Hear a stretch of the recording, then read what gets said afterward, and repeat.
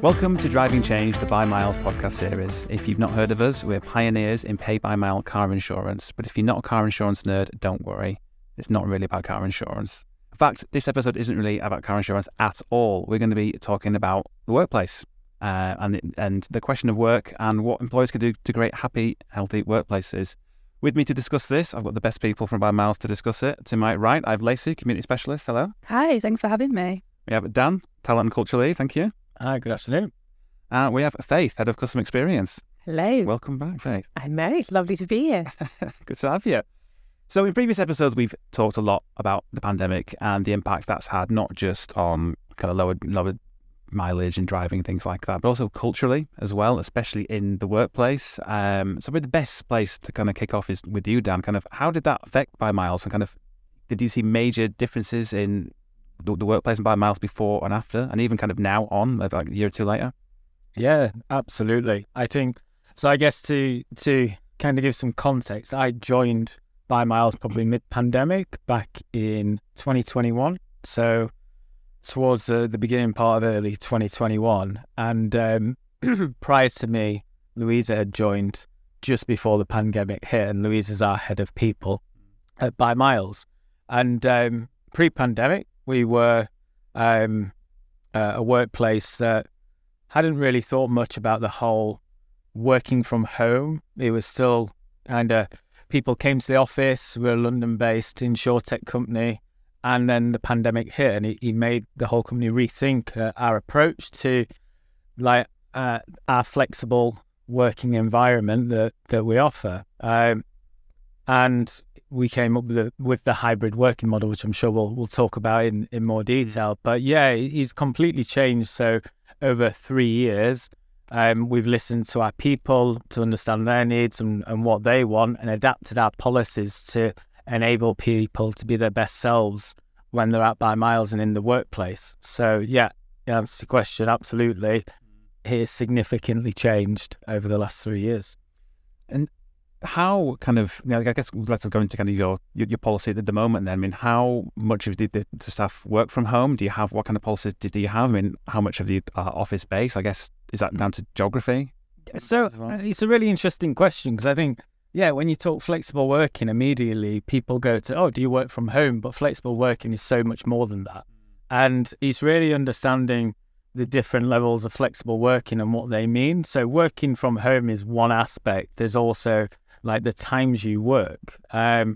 There's having like office space that's suitable to everybody. There's having the right locations, and all of these kind of things and thinking come into flexible working, and also like what people's lives mean to them now. So some people might be parents, people have different needs, and it's about accounting for all of those. So for us, it's not about saying you need to be in the office 1 or 2 days a week. It's about, right, what's the right way to empower our people to make those decisions? So we've created a hybrid policy where you have the choice to work from way that works best for you. So for some people, that would be coming into the office a few days a week, 5 days a week. For other people, like myself, I'm based outside of London. It's working from home a lot of the time. So yeah. Yeah, I mean, I'll ask this to and everyone then, because working from home isn't a new thing. I mean, the pandemic didn't create working from home. I can remember working from home 10 years ago on a roll, but it does seem like this flexible working rather than working from home has gained kind of, I guess, attention in the last few years, kind of since the pandemic.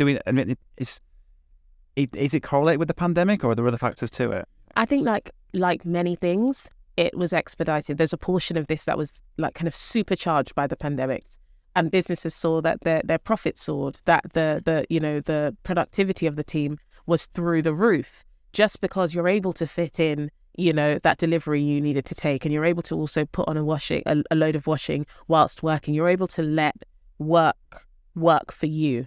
So I think it's definitely not new, but it was expedited and supercharged. And I'll be very, very clear in saying it was supercharged for a set of people, because we know throughout the pandemic, there were subsections of the public and of people that weren't able to work from home and still aren't. But I think for the swathes of industries that are able to operate anywhere where there is an internet connection, it really feels like an arbitrary requirement to have me plugged into a desk in a specific workspace. And I think that employers on a whole realise how much they can save by not having these sprawling offices across the centre of London.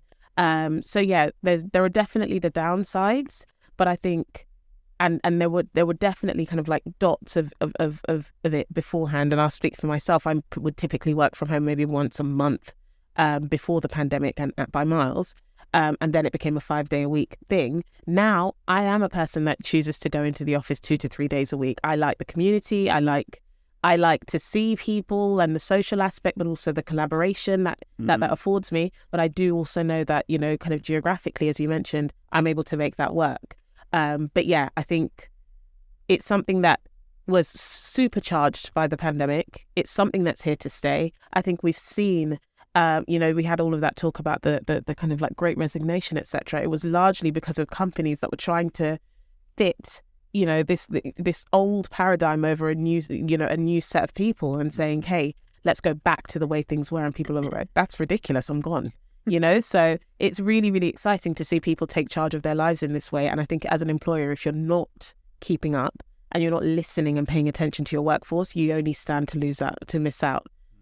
So yeah, it's a really exciting time. Absolutely.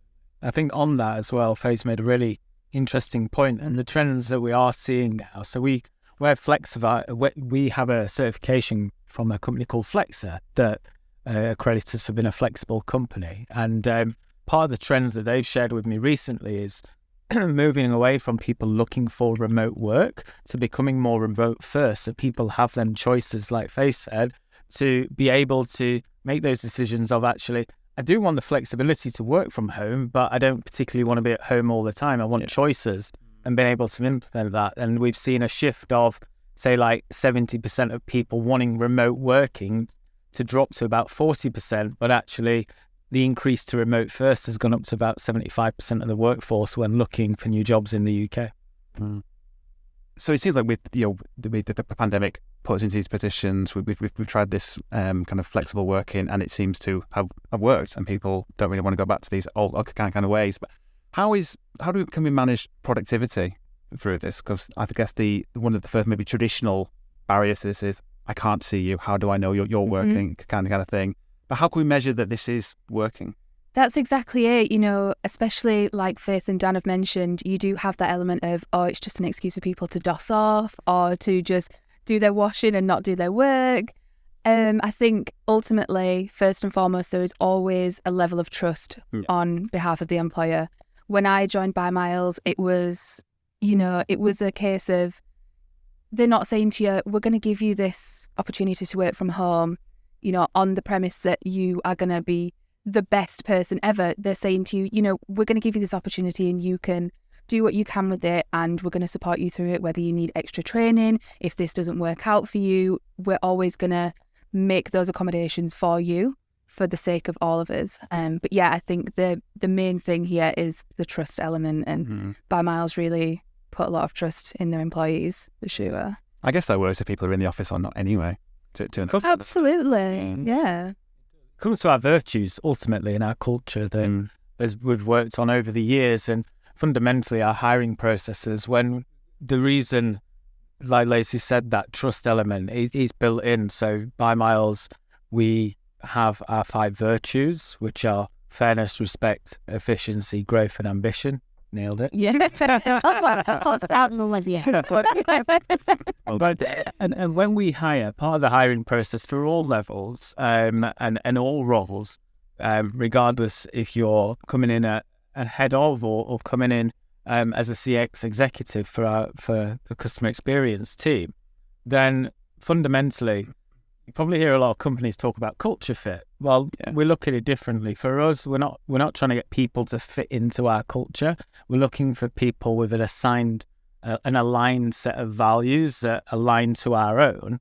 But we're also looking for differences to make us diverse and innovative. So our hiring process, we always do a let's get to know you conversation at the start of the process, which is focused on behaviours that align to our company culture.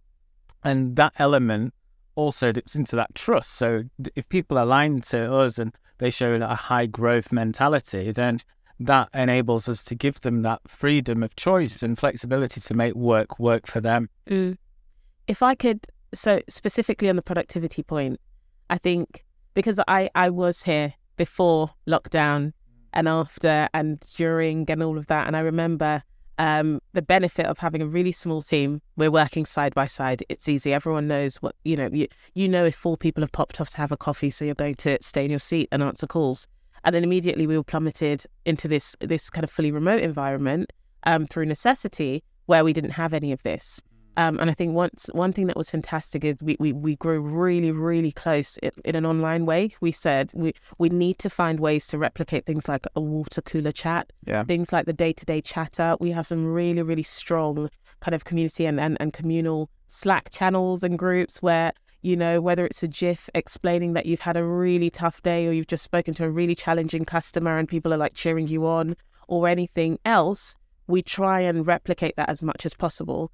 I think specifically around the productivity point, which is a particular bugbear of mine, long before, I feel really fortunate because long before I was a head of CX, I've worked in contact center environments. I know how oppressive that kind of that chasing a metric can feel.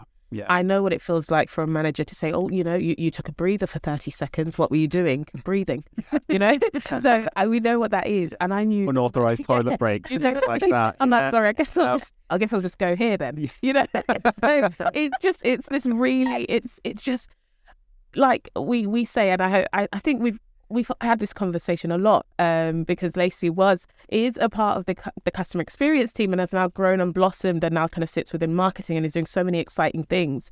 But early doors, we're ultimately a team of adults that are choosing to spend our time pursuing a common goal, right? And I'm as grateful as they are. I hate this notion that, as an employee, you should feel super grateful to have a job. Absolutely. But you're still choosing to give your intellectual value, your effort, your work towards this common goal. And I think that there's a similar level of gratitude that should be paid from the company and to management for you as well. So it's constantly this co-creation. So what we try to do is reinforce that common goal, make sure we're all locked in. We know where we're going and we know how we want to get there and the way we want it to feel on the way. We don't want it to feel like this really, really challenging environment where people are having to check in on, how many tickets have you done? Well, I did this. Absolutely not.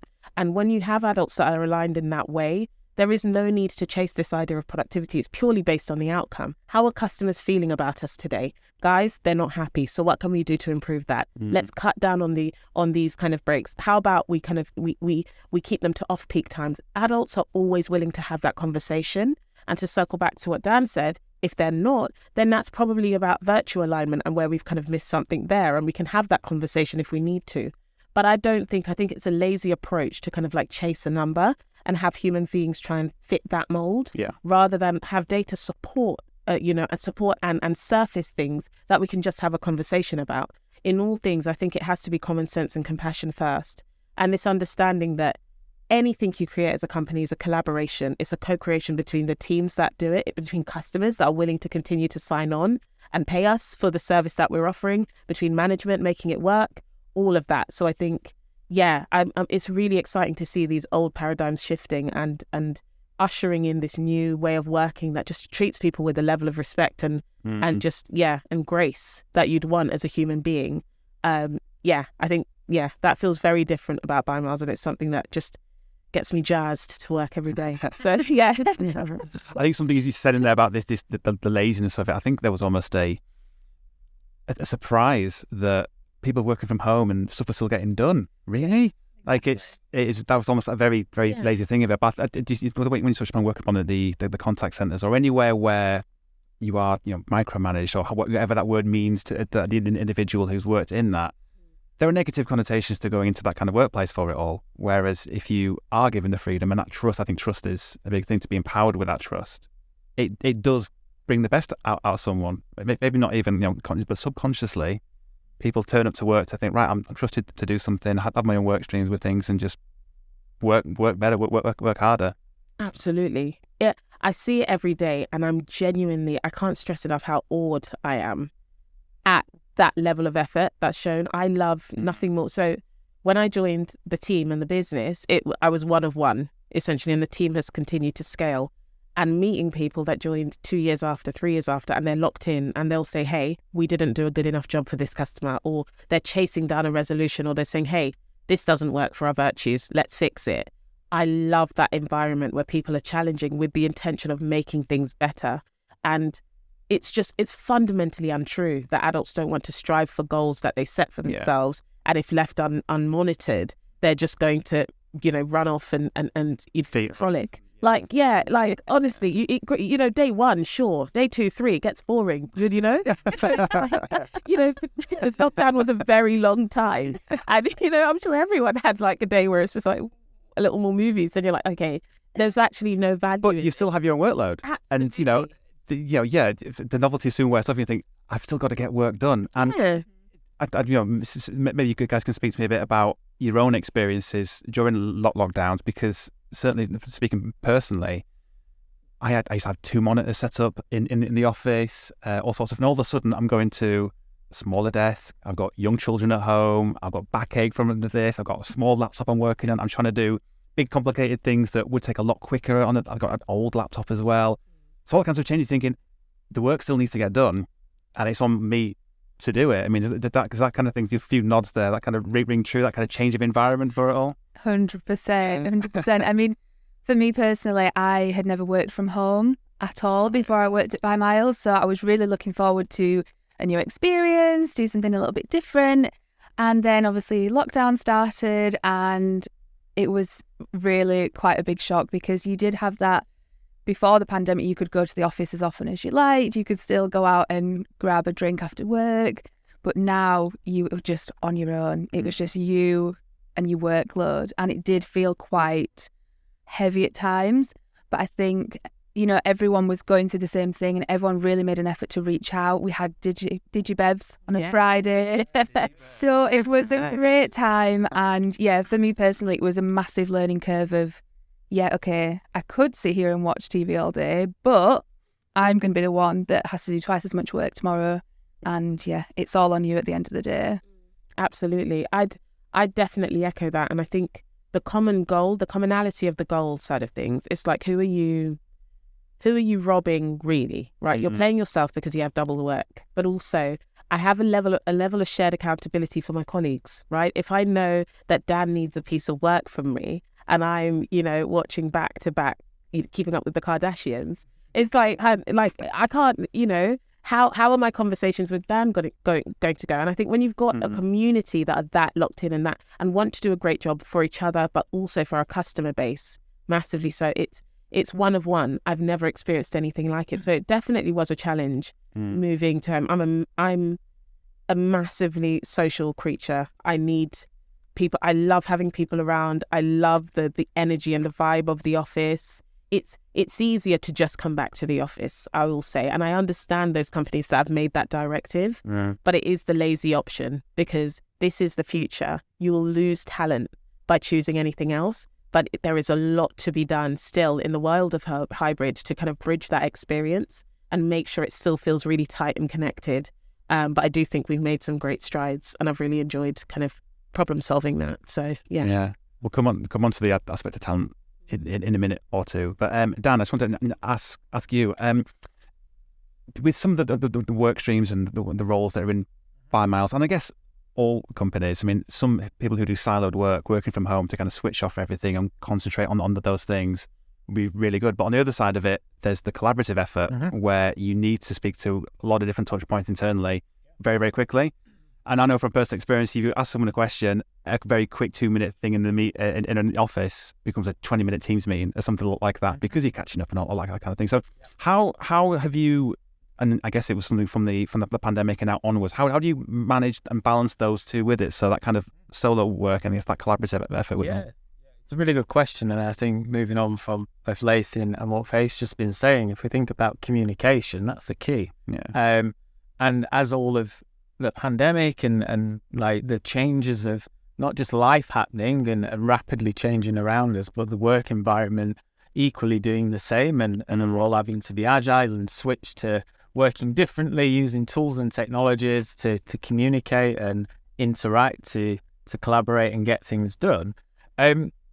It kind of led us to like a multitude of different things. And the first point is ensuring everyone has the right tools and equipment and technologies to enable those things to happen. So we use Google Suite, we use Slack, and we have one of our virtues, which is efficiency. And it's about learning from our mistakes. And yeah, that did go on. It'd be like, oh, let's have a Teams about that or a Google Meet, and it'd go on for 20 minutes, which could be a 2-minute conversation. And over time, you learn these processes and policies, and then we come on to our growth virtue. It's about sharing that new knowledge and with each other and collaborating across the different teams. I mean, I'm probably a good example because I sit centrally to the business and I'm almost a support function to everyone across the business in all different roles. And we use like Slack for quick messages, but it's about ownership as individuals, as people. We talked a lot about taking onus and wanting to be here. We're all adults in a workplace, and to all be on that same mindset and journey of growth for the business as individuals, we need to make things happen. So I think everyone's engaged. That's a key bit to getting things done, which helps communication and everything, right? So it's not very often that you don't get a response, or in my experience, to something. It might take longer, and you might have to track things down, and you've got Slack, and then you've got phone, and you still got all the usual tools you'd need as if you were in an office and need a 2-minute conversation. And I think the other aspect of that is actually our people's well-being. Like, I know we've got it covered, but it's worth touching on in that switching to working from home versus being in a social, collaborative community to being, in some people, isolated at home all of the time is again a big shift mentally and it's impactful, and people deal with that in different ways. We're all human, we're all different, we all have individual needs.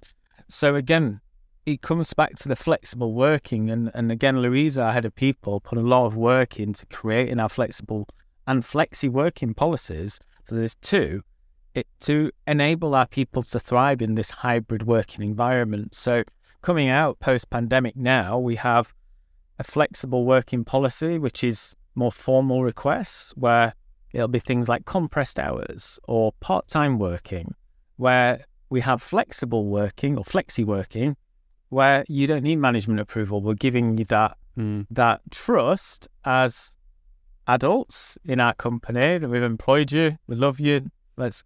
We have compressed hours if you need to do. I was going to ask, what's a compressed hour for those that don't know? Yeah, so a compressed hour is, sorry, I was actually talking about something else, but compressed hours are where you work a full-time equivalent to 37.5-hour week by miles in shorter days. Right. So okay. I've worked compressed hours. I had a daughter, needed an extra day off for childcare. I worked for 9.5 hours. Similar to the four-day week almost. It could, but you just put in the same amount of hours and yeah, exactly. It's just a bit of a flexi shift. Yeah, that's it. We also have core hours that we've implemented, but again, the core hours, we have different departments and CX that Lacey and Faith work in. The majority of those people are unable to have them because they're customer facing and they work on set shifts. But for anyone else who's in a different role, they can choose to work our core hours between 10 and 3 and then flex the rest of their working hours around what works for them. There's lots of things. We have a 9.5-day fortnight. So we recognise that there are times where business needs are high and there may be deadlines for projects and you might have to work a little bit more on the odd day or two or 3. But we allow a 9.5 working day week to take that time back. So Louisa came up with all this by listening to our people, understanding what matters, that everyone's different, that everyone's circumstances are different, and coming up with these policies to enable people to be, again, not to overuse the phrase, be their best selves at work. So yeah, lots of things that have come into creating these flexible policies and the thoughts to make it work. And that's the hard work. It's not easy finding all these nuances between individuals and human needs and understanding how do we make everyone feel well at work and want to be here. How do we give people the flexibility they need to perform well and be productive? And how do we give everyone. So all of those things are how we've got to a place where we make hybrid working or flexible working work for By Miles, which is a huge benefit when it comes to my role in hiring people, because a lot of the companies are still figuring it out. Well, I was going to talk about the talent aspect, which we touched upon earlier. I mean, everything we've just been talking about, it isn't just for the existing members of staff. I mean, have you seen the benefits of now being able to? I imagine you're casting your net wider to bring in talent. You're not just limited to who can commute to the office. And it does two things. It does that in an aspect, but it also opens doors to people who might not have had the opportunities to work before. So it allows us to be more inclusive in our hiring. And I think that's fundamentally why we've done these things. It's great to be able to attract people from different parts geographically, and it opens things up on a geographical level for the UK. But if we think of working parents, for example, like they may not be able to commit to office working, particularly in the city in London. So it's and other people, so it creates more access to our opportunities. Would be key, I would say. I'd say something that I find quite unique, or something that we've made a kind of concerted effort to do, is I know that Dan mentioned that there are some layers of flexi working that a team, like a customer facing team, may not have access to, knowing that, rain or shine, people are expecting to speak to someone between X hours. So there isn't necessarily some layers of that freedom, but I really wanted to work to create things that were unique for the team as well, right? If you're missing out on some, then there should be things that are protected and just for you as well, because quite often you can see these really large businesses scale and CX starts to feel like a world in and of itself, right? And it feels like you're doing the grunt work. It feels like you're this kind of like underclass where, the big business gets to do all of like the techie fun half-day Fridays, summer weeks. And you're like, there you are kind of like grinding away, non-stop. And I think that is something that needs to die. Yeah. So one thing that we did, and something that was great, is number one, not everybody has the same need, which is fantastic. So when you have a truly diverse team, you'll have people that are like, I love working evenings. And you're like, really? Go on. Some people are like, right, get me in at 7 a.m. I'm like, good for you. We have parents and they're like, right, if I could just have this slice off where, in the mornings where, I don't want to be taking my child to breakfast club and after school club, it becomes this, there's no utility to it. It's just me hemorrhaging cash. Great. Let's give you 2 chunks of time off in the day. And can you work these hours and those hours? Fabulous. We kind of bundled those and called those kind of like, just broadly speaking, carer hours. So you can make that adjustment. And again, if as a team you have that shared outcome, you don't get the heel biting of that, oh, that's not fair. How come she gets 3 hours off in the day? Because it's like that person's needs are different. And there'll be a time where the pendulum swings and yours will be too. And you can trust that you have a comrade or a support system in a team that will pick up that slack or take on, make those adjustments for you as well. So I think, it all takes a lot of activation energy and a lot of effort, but it's so worth it. It's so worth it for the team that we have. It's so worth it for the work that we do. It's so worth it for the energy we get to, I don't know, I can't, Lacey, I'd have to pass to you as well because you have an experience of it, but I'm awed by it so much so. But as a person who's experienced it, you might have a different viewpoint. Yeah, no, that's exactly right. I mean, I work compressed hours now, so I work Monday, Tuesday, Thursday, Friday. So I take Wednesdays off and I just work longer days the other 4. I find that works for me. I don't have any children or pets or any caring responsibilities. I just like to have time off work. And that's what works for me. And, when I first brought that to the business, I was still in CX at the time, just before my transition. And I thought, right, I'm going to build this really big business case. I'm going to get on my knees. I'm going to beg because I really, really want this. And I took it to my team lead and I said, I really want to perhaps look into something like this. Do you think we could maybe have a meeting and, really tiptoed around it? And she was like, yes, fine, no worries. I'll look into it and let you know. And I thought, is it that easy? Like, are you just going to give me what I want straight away? I don't have to fight for anything. So should have asked for 2 days. Right? I know. You live and learn. I think it's really fair for someone like if I were to use you, not to make you cringe, Lacey, if I were to use you as an example, as a person who's now kind of progressed and you're doing different things across the business with still this kind of connection to CX, when you look at a person who's doing an incredible job on behalf of your company, and you make the days and times that they work the kind of like the linchpin to like, why would I want that person showing up feeling, oh man, I'm not here on a Wednesday when I don't want to be. Yeah. You're smashing it. And, like, yeah, go for it. If we can make it work, we will. And I think over time we grew so used to these arbitrary rules and guidelines because this is what work needs to look like and feel like. But it's ridiculous. You don't get the benefit of great people in that. You don't get the best out of people in that way. And I think, it kind of goes back to that whole, it's a co-creation. Anything we create as By Miles is a co-creation between our customer, ourselves as people. And the minute we forget that, we've played ourselves in a massive way. I mean, talking about it like this, it just makes perfect sense. Why? It's almost like, why did we even have it the other way anyway? When things could be so tailored and people are doing so well, how do we ever even think about doing it the other way?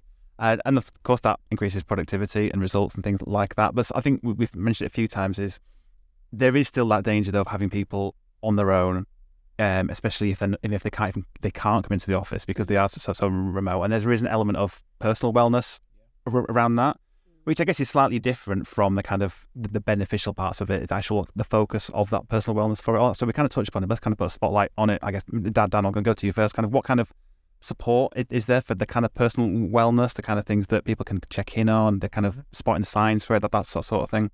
So I think I'll take a step back first before we go into like the different things that we offer, because there's a few bits and pieces we'll probably want to talk about and my different experiences with the kind of benefits we offer. But first of all, when it comes to wellness, so for us at By Miles, it may sound like a cheesy strapline, but it's genuinely true. And I think anyone who's worked here it's like you're a human first. So everything else is seconds. So although, yes, you're an employee of By Miles, your own personal and individual needs as an individual come first before anything. And we don't discourage people having time off sick. There's not like a connotation of negativity if you're off sick. We don't look at people in a way, oh, you've had all this time on sick.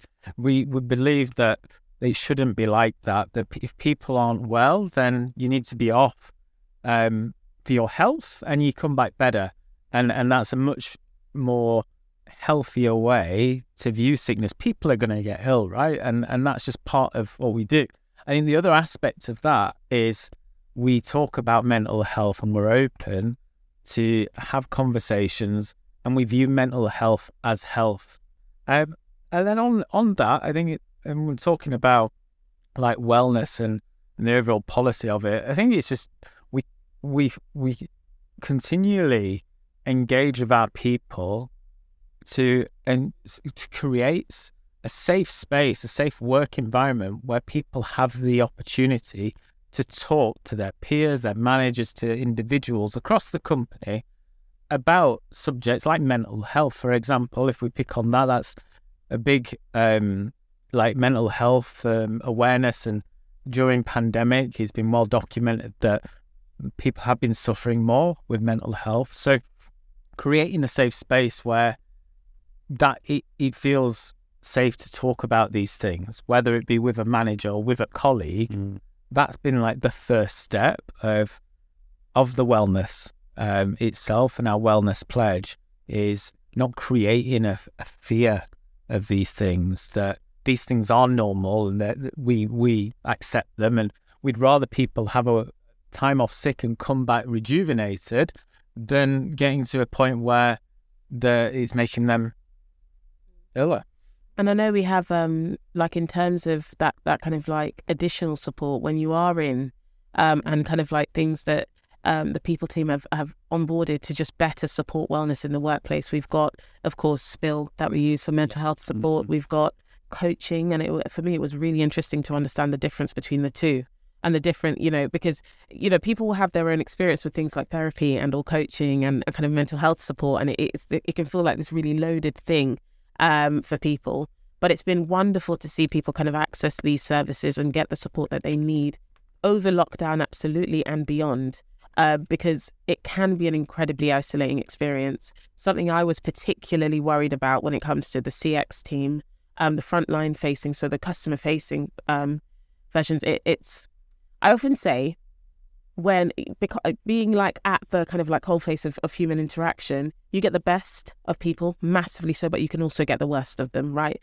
These, the public was dealing with the pandemic, so you can understand if they don't necessarily have the most grace for the people they're dealing with on the phone, right? Right now we're going through a cost of living crisis. You can understand that what could have been a very quick and easy conversation about a misunderstanding is now really, really heightened because that person can't pay their bills and is going through a tough time.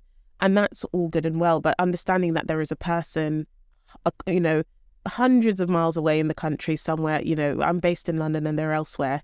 Imagine having a really intense conversation with a person where you've done all of the things, you've got them to a happy space, but that's incredibly heavy from an emotional standpoint. You end that call and you're still in your bedroom, it's a really, really tough thing. And I think a huge area that kind of traditionally speaking, the office environment has benefited customer facing teams is that you do have that side by side. You have a person that can hear on the other end, oh, that sounds like it's a mare. You can put the phone down and you can say, oh gosh, I need 5, and you can have that feeling of community with a group of people that are going through the same thing. We've tried to replicate parts of that in Slack and it's worked really, really well. But I think one thing we've had to do as a team specifically, because we are customer facing and the impact of people calling in sick ad hoc can be particularly challenging to our service levels, particularly, again, we will never dissuade you. If you were sick, you were sick. Mm-hmm. But one thing we've done is create a massive concerted effort towards supporting wellness. So if we see seasonality, we know in winter we expect people to be off sick quite a lot. It's miserable in January. So you're feeling blue, you can't face work, that's okay. We'll drive initiatives to make people feel well. We'll encourage proactive and scheduled time off, whether it's coming from your holiday allowance or we find it elsewhere. Because it's far better to have you in and well for 4 days and we just go ahead and give you that, but we can schedule it and we can understand who we can shuffle it around rather than have a Monday where everyone can't face it.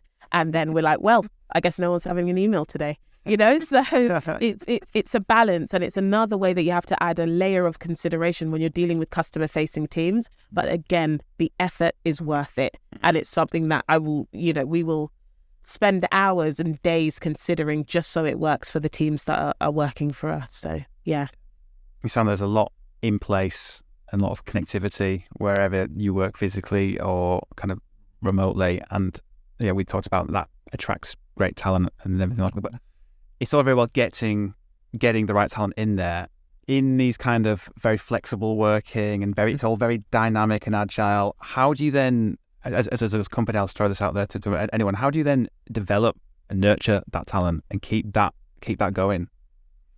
I think from my personal experience, when I first was interviewed at By Miles, the interview didn't feel like an interview. I remember this. In a good or bad way. It was a great interview. It was great. I remember leaving it and I was like, yeah, I've got this job. Like, this is great. And it just felt more like a catch up with some people that you haven't seen for ages. Everyone was laughing. Everyone was just chatting normally. And it was so relaxed. And I just thought, yeah, this is the kind of place that you want to spend your time, that you want to put your effort towards. When I was hired, they straight away asked me kind of what I was doing education-wise, what experience I'd had, my own personal interests, and immediately that was factored into my role at By Miles. So within a few months, I expressed my interest that I wanted to work in social media, and straight away Faith organised a course online for me to do. I had some self-training, and it was really... a lot of people came together to support my personal progression. And, it was a case of people that I'd never spoken to before, that I didn't even know what they looked like behind the screen. They were reaching out, if you need anything, if you've got any questions, don't hesitate to let me know. If you want to hang out, just reach out. And I think, it was a case of now when I see other people coming up and having their own progressions, it's my opportunity to pay that forward and say, if you've got any questions, just let me know. I might not know the answer, but I'll try my best. And I think just the fact that everyone wants to see everyone do well. It's not like everyone's gatekeeping success. Like, oh, well, I'm in my role now, so I'm not really bothered about if anyone else progresses. Everyone really, really wants to see not only the business do well, but see their friends do well and see their colleagues do well and help bring up people who are new and haven't got as much experience, or you can learn something from them. Everyone understands, like Faye said, it's a co-creation. It's more of a transactional give and take rather than just take, and everyone's high tide raises all boats, right? Exactly. Yeah, for sure. So the social media thing's interesting. So this is something you kind of, is it fair to say, kind of loosely expressed? Is that something I'd like to go into? Is it fair to say that Faith took the initiative to? I think, I don't know if Lacey knows this, but I remember her interview. She was incredible in it. And it was, we do like to make them really conversational because, again, why grill people? If you're a fit, you're a fit. If you're not, that's okay too. But it was a wonderful conversation. And immediately after the conversation, I actually slacked a colleague of mine that does work in the kind of brand team. And I'm like, I found the person that's doing community, right? We get her in CX for a while. Hands off for a year, right? But I know what, I think I found it, because of course it has to be, because that's what Lacey wanted to do herself. But from her demeanor and the way that she spoke, and even, the moment you landed and you were doing emails and things, you're so conversational, without even thinking, knows how to change her tone to kind of like better suit the conversation that she's having. It was easy. So it's wonderful to then say, if a person then says, hey, I'd love to do social media, we'd love to have you on social media. Let's make this work. It's just, it's fantastic. And I think for me, it feels like a personal failing. If a person joins, I can, by miles, I think we all have this bee in our bonnet, but definitely I think of CX. And I often say, if you leave here as the same kind of level of like work, or at the same level in your kind of work history as you came, so if you join as a CX exec, and whether you promote, you kind of like rise through the ranks or not, but I think everybody that right now exists as a customer experience executive, let's say, is fit to be at least a lead elsewhere because of what we require and the leadership they show just from, in their individual role, the self-management when we're not micromanaging you have to learn those management skills. So it means that we can very easily track that and say, hey, you're ready to map across and be this at another company, you're set. That's a wonderful goal, I think, for any person that's passionate about leading and coaching and bringing out the best in people. So when that matches, when kind of what we see as your kind of like, golden skill set matches what you'd actually love to be doing, all we want to do is encourage that, absolutely. And I think a pathway through CX that kind of starts with you understanding our customer need and servicing the customer, and then sprouts you into any side of the business. You are an asset in that part of the business, because we're all here to service customers, no matter what your proximity to that customer is. Dan is hiring great people and finding great talent day in, day out who are going to service our customers' need. Lacey's talking to them over a myriad of ways and understanding the, how to kind of reach and attract our target audience in a myriad of ways to service those customers. So I think it's a great pathway, but it is, again, always that co-creation. But you often see sparks in people. And I won't lie, the immediate interview, I was like, Oliver? I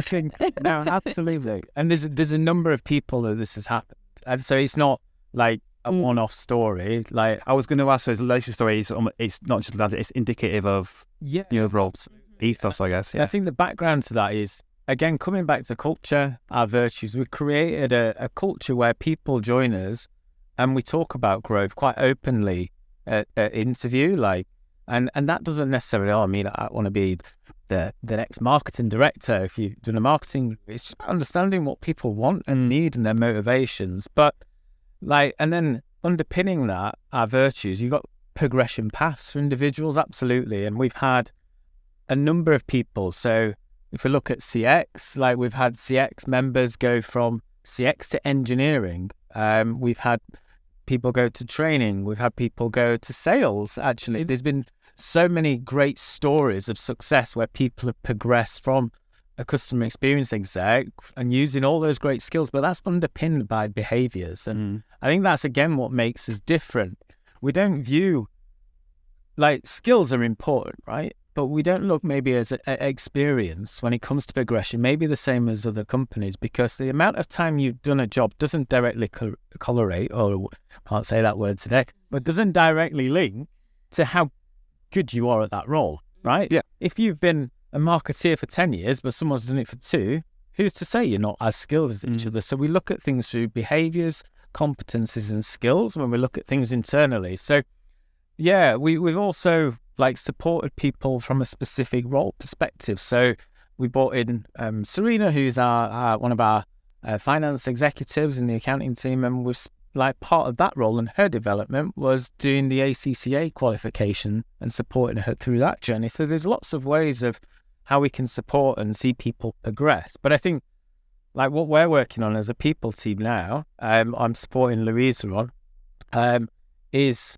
our behaviour framework, which is going to be rolled out next year. I mean, Faith, you've been part of that work, and what we're looking at there is like, right, these are our virtues, and really doing a deep dive on what these virtues mean from a behaviour perspective.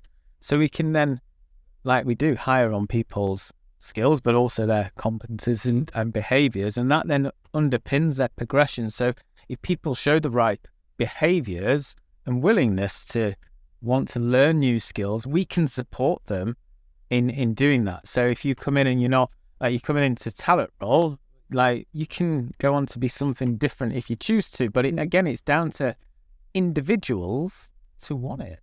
That's interesting, because I think a lot of businesses have values, which, you know, if you want to, the buzzwords per se, but do they actually live and breathe them? Do they actually hire by them? Which I guess is what you're saying there. You're actually looking at those values and actually looking at tangible, you know, people behaviours that match that. And I guess if you get a match on that, then that culture is just there ingrained, right? It's just weaved into everything. Much easier to teach a skill than it is a behaviour. Like, yeah. Not all the time. That's not all circumstances. It's much harder to change behaviours in a person than it is to teach a new skill. It's much harder to undo learning than it is to learn something new, which is a part of the. And I think something that's really special about underpinning our virtues with behaviours that just add more clarity, right? Because if I say to you, what does it take to be fair? Fairness might look like different things to different people, right? And especially in different contexts, right? So anything we can do to add clarity, I think, to circle back to what it does in terms of flexibility and fairness at work. We know that, it's easy for biases to creep up, and you'd see one person and think they're working really hard because I see them every day because they work in the office, yet the person who's working remotely and the outcome that's coming out of them is incredible. That's a blind spot, and you think, I think they're barely doing anything. It's a visibility perspective, beings, right? So the more we can do to kind of make it really transparent, make it really clear, it means that anyone can see themselves progressing, and you break down those barriers and you really open up work to people. I think a huge thing that I really wanted to make sure as well is people that are engaging in flexible working, and really, if you are on, doing carer hours, or you're on a compressed work week, or you only work weekends, etc. I don't want a single person whose lifestyle means that they need, whether it's a need or it's a like, because you just want 3 days off in the week. Great. I don't want anyone to feel like that's a barrier. And it's like, no, I need to be here 5 days a week, 10 hours a day. That's how I'll progress to, by impressing my manager. Yeah. Absolutely not. If you are doing a great job in 2 days, and that shows, you have the exact same access to progression as a person that's doing that great job over 5 days, because it's all about your unique needs. And I think anything we do to add clarity and visibility and break down those barriers and make it not this kind of like shady thing that happens in meeting rooms because you've got to be in with the boss and you've got to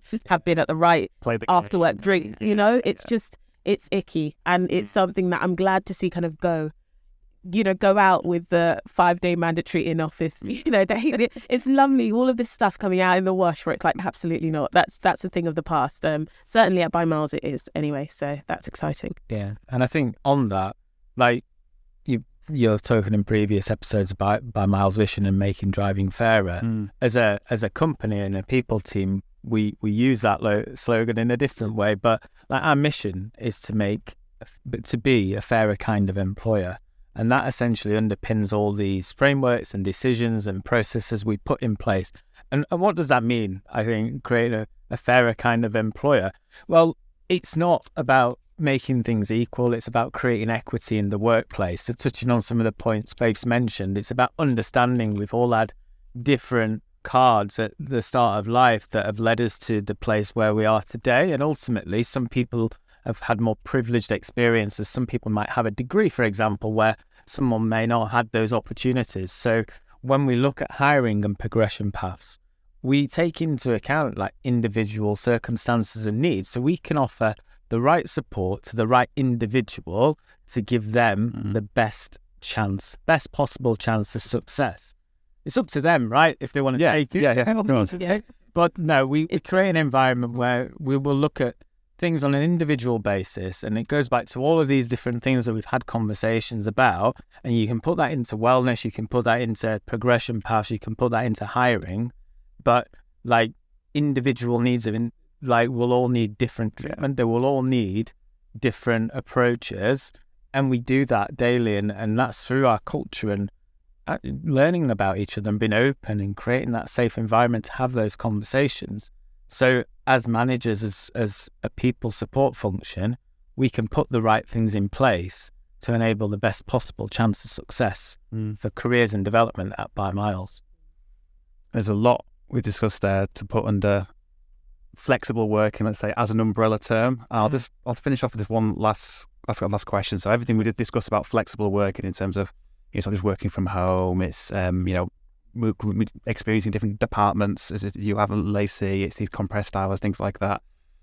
Is flexible working, is it a perk, or is it just what work's going to be in the future? I think it's what work needs to be. What work should be. Yeah. And I think as we progress, and we've talked a lot about kind of like peering into the crystal ball of the future, I think it will soon become an obligation and a right. I think I'm kind of young enough, old enough, whatever, to remember kind of that turn when millennials joined the workplace, and it was all things, entitled millennials want to like nap at work, whatever. Sleeping pods. My God. I don't Space hop. Yeah.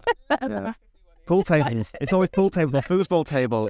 No plays. No one plays on. And I remember being as part of that group, and I'm like, God, let millennials live, but whatever, right? But it ushered in a new way of working, right? Even now, I remember there was a demand for different kinds of benefits and perks from work that now we all get to benefit from as a norm. And as new generations join the workplace, they will have their demands. And first we'll scoff and we'll laugh and we say, oh God, the privileged Gen Z or whatever. But then you're going to do it and you'll realise, you know what, I quite like napping at work and I still get my work done. So I think it's going to be the differentiator in most with any great workplace. We've already seen it kind of go to extremes with Google. You hear about Google and, you get your lunch, your dry cleaning, everything there. But, it's about what human needs are being met. And I think that flexibility is a core human need because we are unique individuals in large parts. There are loads of ways that connect us, but by and large, you want to work for a space that you still feel like you have an access to freedom to live your life as well. And I think it will become the norm. How quickly it becomes the norm is up to employers. But I think as they see the talent they're missing out on by not doing things this way, they'll aim to catch up a lot more quickly. Yeah, I agree. I think if we link it back to cars, a car insurance company, why not? Yeah. But ultimately, it's like EVs, right? Like when they first come out, it's like, this will never work, and so on and so on. And certain things then get accelerated. And EVs will be the future. We know that now. And so is this form of flexible working, giving employees the opportunity to work how they want to. That is the future of employment, and it's here to stay. Ultimately, people need it now. Lives if we go back 20 years, our lives are very different to what they are now. Go back another 20 years, even more different. So we have to adapt to the world that's around us. We're a lot more mobile as a global community, and it's only going to become more flexible and more competitive in the job market. So yes, it will. And I think, like anything, the pandemic just accelerated that journey to flexible working. Like you said, 10 years ago, you did work from home. Yeah, great. And it worked well, but it has accelerated. So if you think of like the e-commerce business, right? The pandemic accelerated that at least 5 years ahead, and you see retail stores closing and people having to shop online. Yeah. It's a similar thing that's happened here. It's exactly the same thing in that it was always going to happen. It's just happened a lot quicker, and businesses have had to react. And those that have reacted the fastest, like us, and create these environments, have definitely got an advantage when it comes to hiring and retaining talent like these wonderful people. I was just about to agree with you there, Dan. I think that, with the pandemic, I did some research with my university for my dissertation, and I centered that around internal marketing and the Great Resignation. And all of the research just points straight to people being like, do you know what? I don't need this. I want to live my life. I don't want to live just to work. And people are really taking the power back into their own hands now. And businesses are starting to realize, like, we really need to keep up with this, because people will just leave. They're not scared to be unemployed anymore. They will quite happily, start freelancing or start their own business, for example. So yeah, I think that it's easier than ever to start a business now. You get the tools on your laptop in your bedroom, and you get some free courses on Google and you're off. Yeah. So totally agree, guys. The future. Yeah. It's the future. It sounds like the only constant thing through all this is Key occasion. Garlic bread. That's the future. This comes the end. to roll up the tongue. Like I said, the only constant thing through this is change, and it sounds like Buy Miles are very well placed to keep adapting and keep flexible as people's needs change and tailoring it around that. And with that, we have run out of time. I think we could have gone for another few hours on this. We have to do a future episode on it all. Let's see what things like in 6 months' time, I guess. And as we go from there, it'd be a completely different thing. But Faith, thank you very much again. Thank you. Dan, thank you. Lacey, thank you very much indeed. Thank you so much. So that is it for now. Check out more insights on these topics on our magazine at buymiles.co.uk. And you can tell us what you think on Twitter, Facebook and LinkedIn using @buymiles. And if you're on Instagram, it's @GoBuyMiles. So until next time, drive safe, drive smart and drive change.